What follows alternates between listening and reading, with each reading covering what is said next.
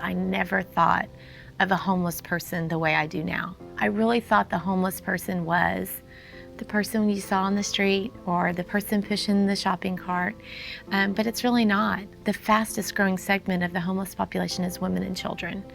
And I really, looking into the faces of these small children and knowing that they don't have a home, it has really affected me. You know, it just makes me want to work really hard and provide housing to everybody that wants housing. Fell in hard times a little more than a year ago. Ended up in subsidized housing, which was awful. It's generally low-income people, if they have any income at all, not very educated people, and the kids are just kind of wild and crazy and not monitored, and my kids went through a lot. They were bullied, they were beat up, they broke into our apartment many times. So if it wasn't for Martha's, I mean, the next step would have been going to the shelter.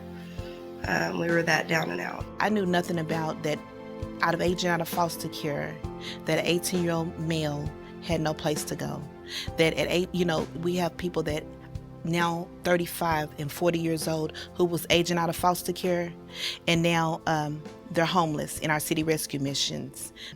And so when you help a young man by giving just a little bit, time, financial, whatever it may be, you're building a young man up that one day he can go and finish college. I came from a group home.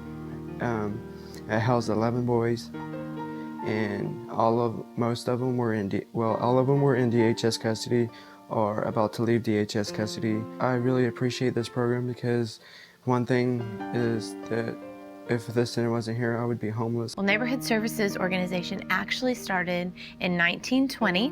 We actually started as a center that helps women and children. And then eventually, when the Great Depression came in 1939, we opened another facility called the Wesley Center.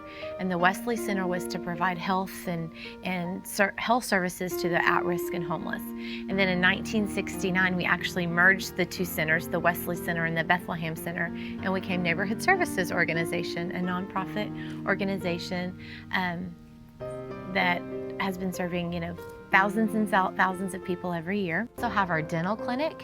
We have a full service dental clinic, and it's really exciting because this is for 97% of the population that we serve are uninsured. They come into our facility, and we're not like just a free clinic where they can just come in and get an extraction or a filling.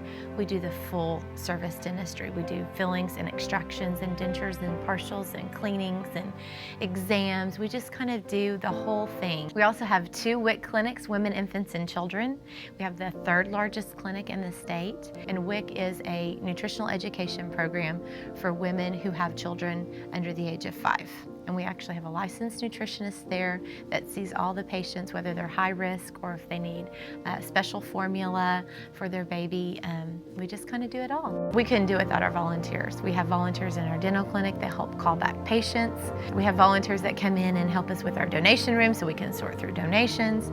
We have volunteers that decorate all of our women's apartments. When you bring in a mother who's escaping domestic violence and going through so many trials, maybe they've been living in their car and with their children, and coming into a place and having a staff member to come in and say, come in, we have everything ready for you, just relax. And that comes from a mission. That comes from knowing that, by the grace of God, there go I.